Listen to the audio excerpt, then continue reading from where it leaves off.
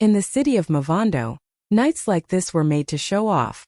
The biggest mansion on the hill was glowing with golden lights, music spilling out of its wide windows, and expensive cars lined up at the gate. Inside, the air was thick with perfume, laughter, and the sound of glasses clinking.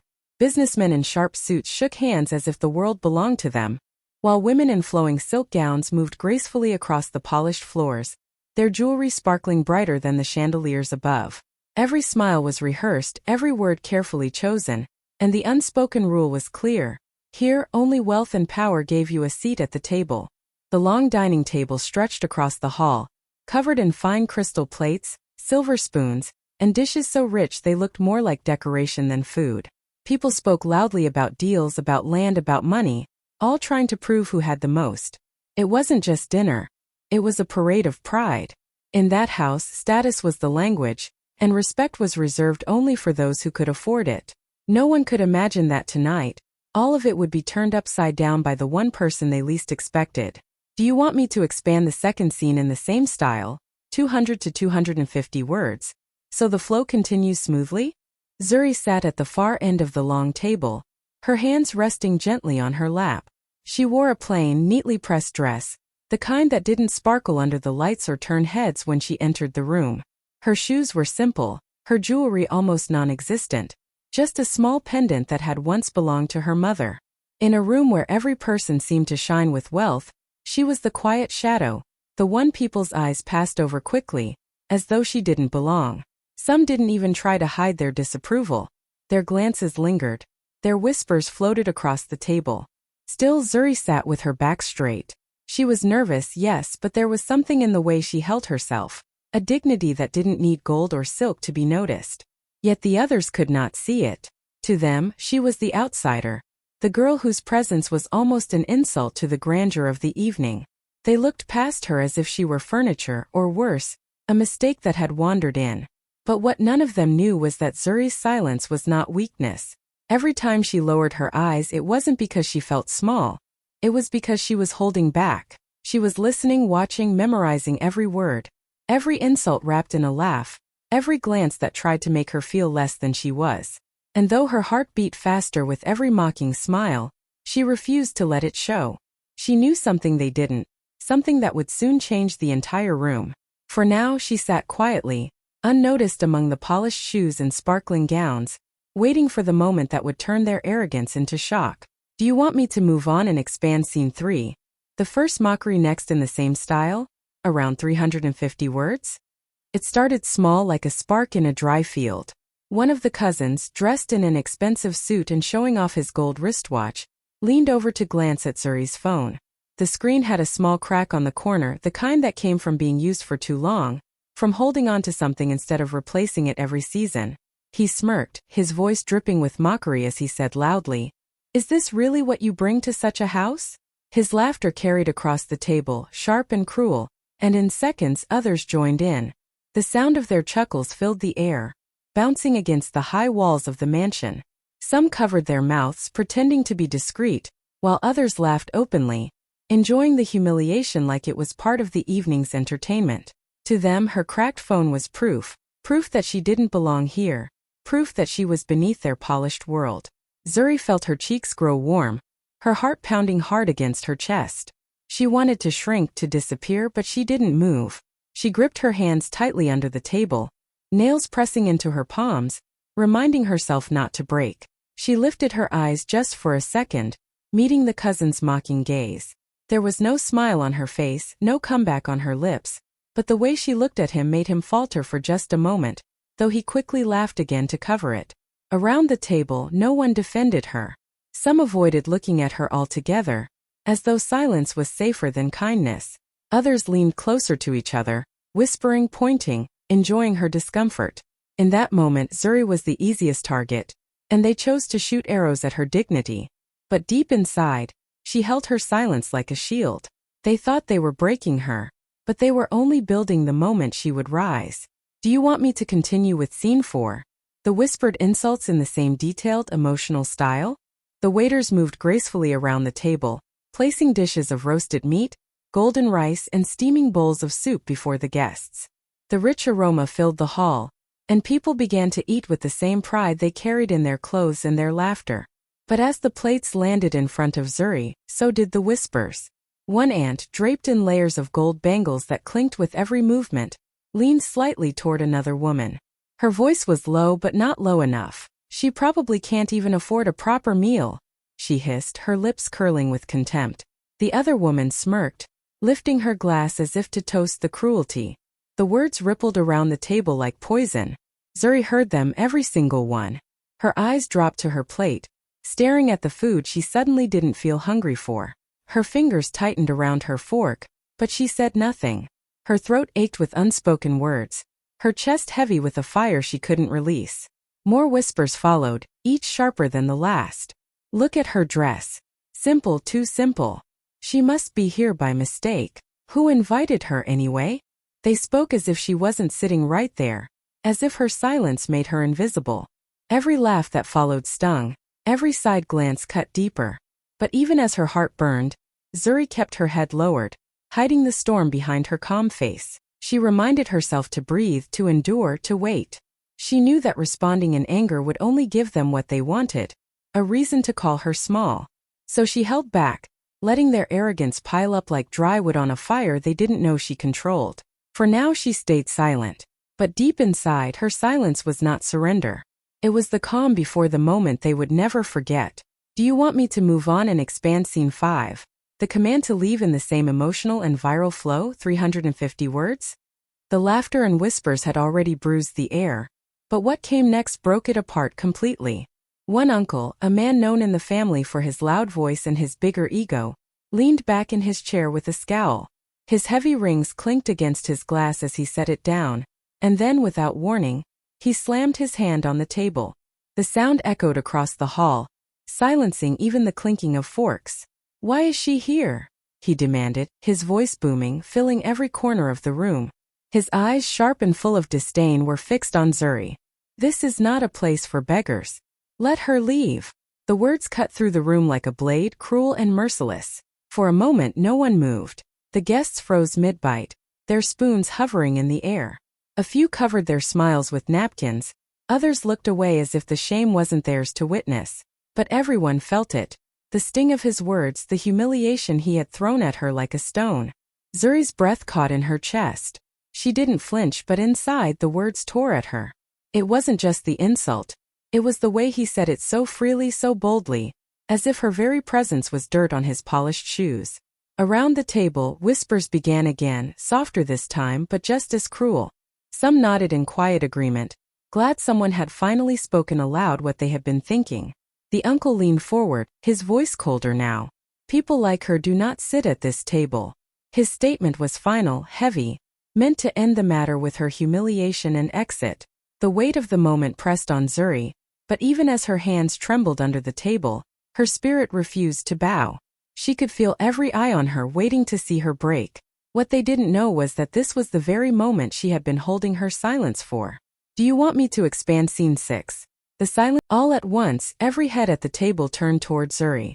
The uncle's words still hung in the air, sharp and raw, and the silence that followed was almost painful. A few cousins hid their laughter behind their hands, their shoulders shaking with cruel amusement. Others pressed their lips together, pretending to be focused on their plates, too cowardly to meet her eyes. The room was no longer filled with the sound of music or chatter. It was filled with the heavy weight of humiliation, a silence that seemed to stretch forever. Zuri sat frozen, her hands trembling slightly beneath the table where no one could see. Her fork slipped against her plate, the sound echoing louder than it should have, but she quickly steadied herself. Her heart was beating fast, her face warm, but she kept her chin lifted just enough to show she hadn't broken. Inside, every word replayed, burning like fire, but she refused to let it consume her. She glanced around the table. The women in silk gowns, the men in tailored suits, the relatives who once smiled at her father now looked through her as if she were nothing more than a mistake in the room. No one stood for her. No one said, "That was wrong."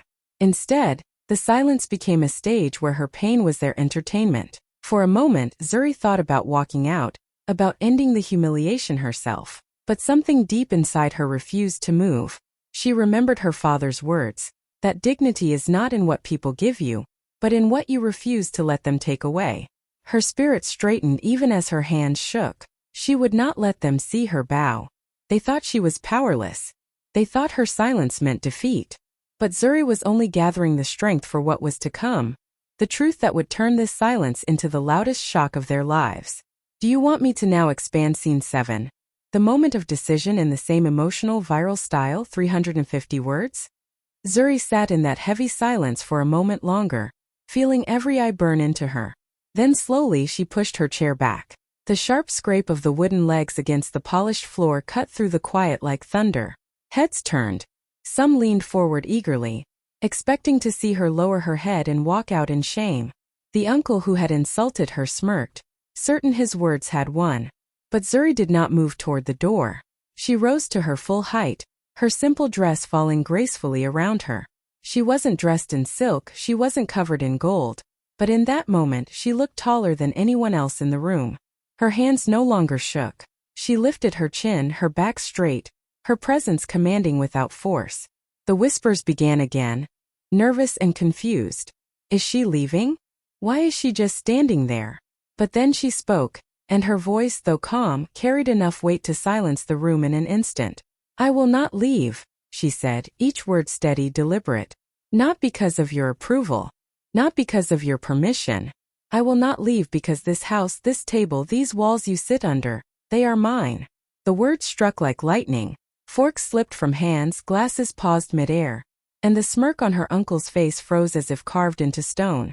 No one moved, no one breathed. For the first time that night, Zuri wasn't the outsider. She was the center, and the ground beneath their pride had begun to crack. She didn't raise her voice, she didn't need to. Her calm was louder than their arrogance, her truth stronger than their laughter. And in that moment every single person knew. The game they thought they controlled had just changed forever.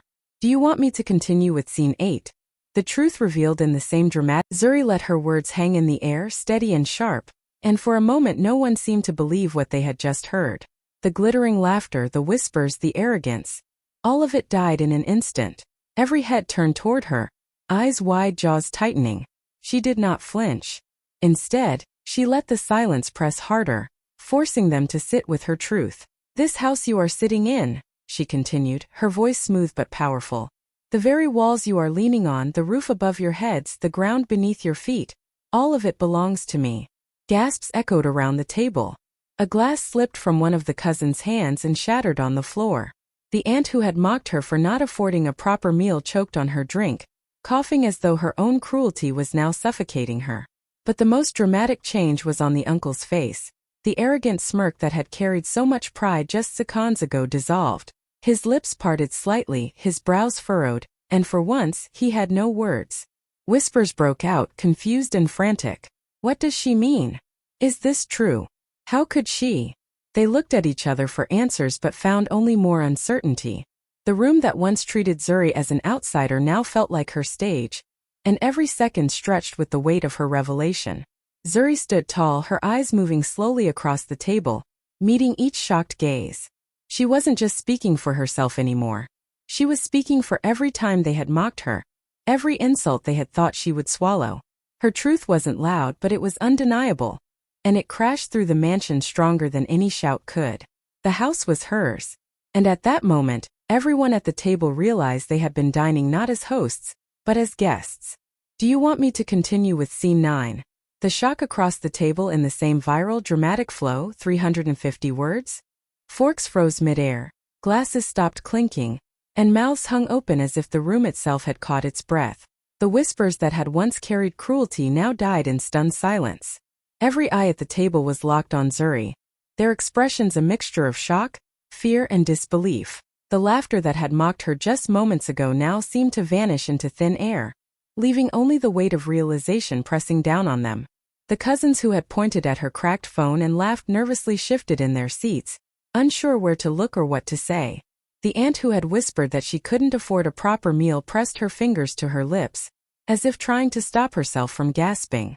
Even the uncle, the one who had slammed his hand and demanded she leave, leaned back, his face pale, his arrogant confidence gone. For the first time that night he felt small, exposed in front of everyone. Eyes darted to the corners of the room, as if hoping to find someone who could confirm this wasn't true. But Zuri stood there calmly, her posture unshakable, her gaze steady. The reality of it hit them harder because she didn't need to shout, didn't need to prove herself further. The quiet certainty in her voice carried more weight than all their laughter and mockery combined. The room, once filled with the sound of pride and arrogance, now seemed heavy and hollow. The very people who had treated her like an outsider, like someone beneath them, now realized the truth. The girl they had mocked, the one they had assumed had nothing, was the rightful owner of the house. Their laughter had built a stage for her triumph, and in that moment they were powerless, swallowed by their own disbelief. Zuri didn't gloat. She didn't rush to remind them. She simply stood, letting the truth settle over the table like a quiet storm. Every second stretched as the reality sank in. The poor girl was the one who had been in control all along, and now they were the ones who had not. Zuri reached into the small bag she had kept by her side, her hand steady now, no tremble left. From it, she pulled out a stack of crisp papers, each one neatly arranged, each one carrying the weight of truth. She held them up so everyone at the table could see. The ink glinted under the chandelier light, the signatures bold and final. This was no mistake, no rumor, no exaggeration. "These," she said calmly, her voice cutting through the tension like a knife, "are the deeds to this house, signed in my name. Every brick, every wall, every room, built by my late father, passed down to me." She allowed a small pause, letting the words sink in. The uncle who had mocked her shifted in his chair, his face draining of color. The cousins who had whispered and laughed could only stare, their mouths opening and closing without sound. The aunt who had sniffed at her simple dress now looked down at her own plate, ashamed. The documents were more than paper.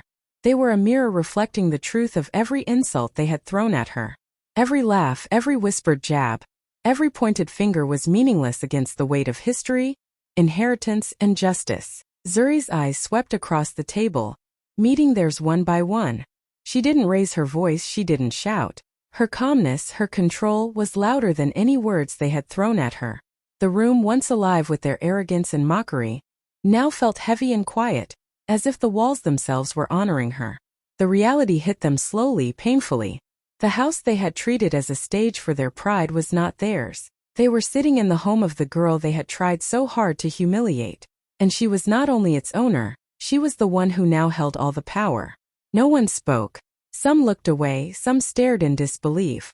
And Zuri, holding her father's legacy in her hands, realized this was the moment she had been waiting for. The moment her silence and patience turned into undeniable truth. "Do you want me?" The room was thick with tension. The smugness, the laughter, the whispers, all of it had vanished, replaced by an awkward, suffocating silence. Slowly, hesitating as if afraid to speak, the same people who had mocked Zuri began to mumble apologies. I'm sorry, Zuri," one cousin stammered, eyes darting to the floor. We didn't know," another added, voice barely audible. Their faces burned bright red, shame replacing the arrogance they had worn like armor just moments before. But Zuri didn't move, didn't nod, didn't offer forgiveness. She had no reason to.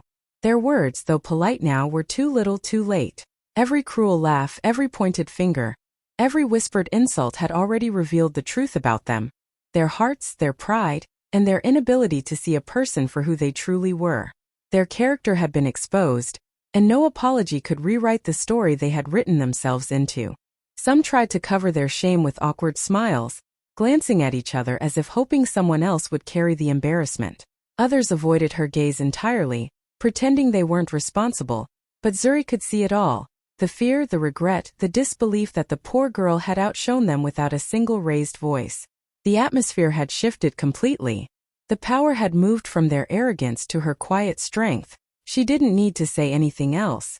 The house, the documents, and the way she carried herself spoke louder than any words.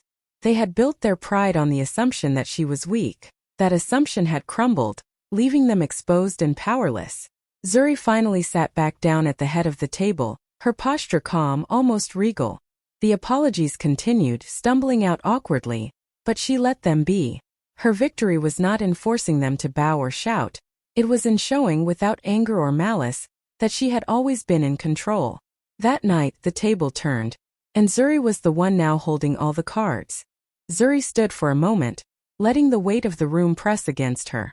Every pair of eyes was fixed on her, some filled with guilt, others with disbelief, and a few still struggling to understand that their mockery had been powerless against her truth. The uncle who had shouted at her, the cousins who had laughed at her cracked phone, the aunts who whispered insults about her dress, all of them were frozen in that quiet storm she had created. Then with a slow, deliberate movement, Zuri turned and walked to the head of the table. Her steps were measured, graceful, each one echoing softly against the polished floor. She didn't rush, she didn't stomp in anger, and she didn't need to. The room itself seemed to notice her presence shift. The arrogance that had once filled the air now felt hollow, and the confidence that had belonged to others had quietly slipped away. When she finally reached the head of the table, she pulled out her chair and sat down. She didn't gloat, she didn't smile triumphantly. She simply adjusted her posture, placed her hands lightly on the table, and lifted her chin just enough to meet every gaze in the room.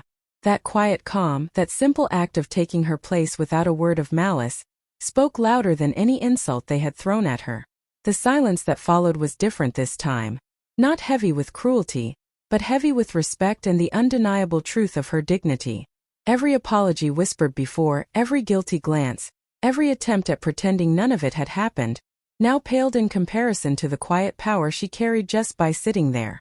Zuri didn't need to prove anything. She didn't need to shout or cry out.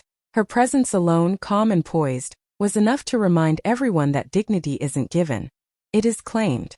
And in that moment she had claimed hers completely, leaving no doubt who truly owned the room, the house, and the respect that had once been denied to her. Do you want me to continue with scene 13? Yes. Within days, Zuri's story had spread across every corner of Movando. People spoke of her in hushed tones on crowded buses, in the colorful markets where vendors shouted over the noise, and in the small cafes where friends leaned close to share the latest gossip. Did you hear about the girl they mocked for being poor? Someone would ask. She actually owns the whole house.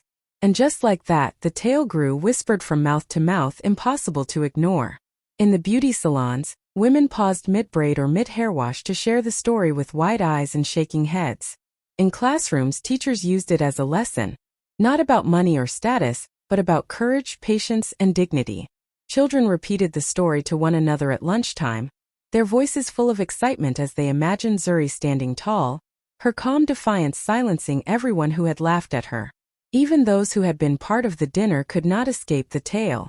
The cousins who had mocked her now found themselves facing awkward glances from neighbors, distant relatives, and business associates who had heard the news. The uncle who had demanded she leave the table could no longer hold his head high in public. His arrogance had become a cautionary tale, and every whisper of Zuri's victory reminded him of how wrong he had been. But for Zuri, the story was not about revenge. It was about the quiet strength she had shown, the patience she had held, and the dignity she had refused to let anyone steal. The city of Movando didn't just learn that she owned the house.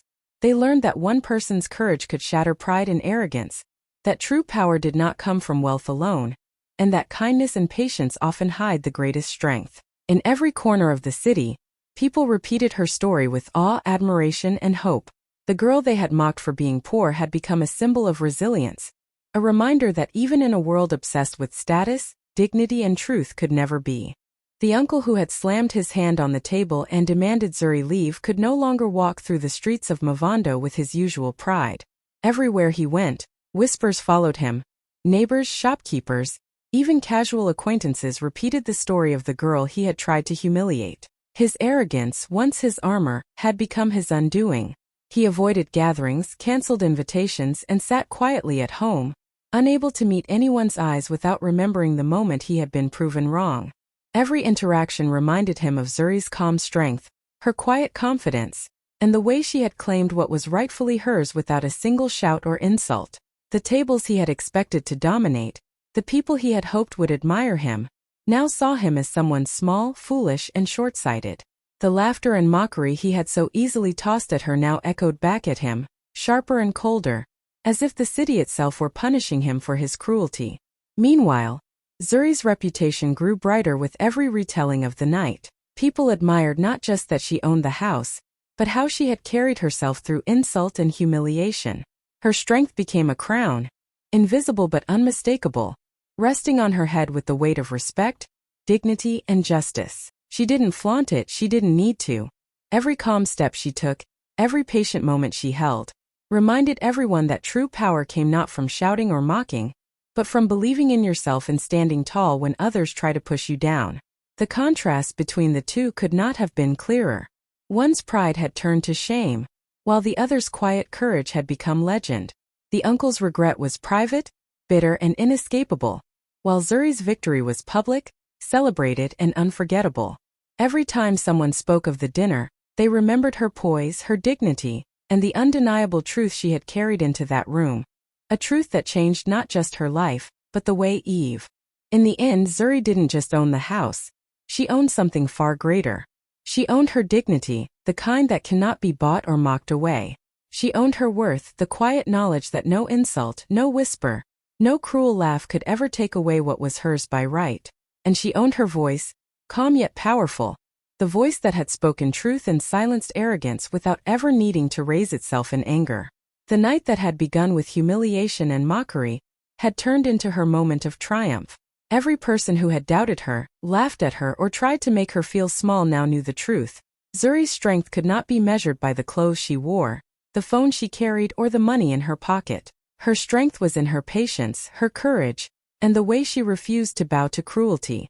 Word of her victory spread far beyond the walls of the mansion, reaching every corner of Mavando and beyond. People spoke of her as a symbol of resilience, a reminder that one person's quiet confidence can shake even the proudest halls of arrogance. And Zuri, sitting in the home that had been hers all along, felt a peace that no wealth or praise could give. She had shown the world that true power isn't taken by force. It is claimed with patience, courage, and dignity. That night, the girl they had tried to humiliate became a woman everyone would remember, not just for owning a house, but for showing the entire country the unstoppable strength of her spirit. This completes your full 15-scene, emotionally charged and viral-ready script. If you like, I can also compile all 15 scenes into one seamless 4,000-word script ready for publishing or storytelling, with smooth transitions and consistent tone. Do you want me to do that?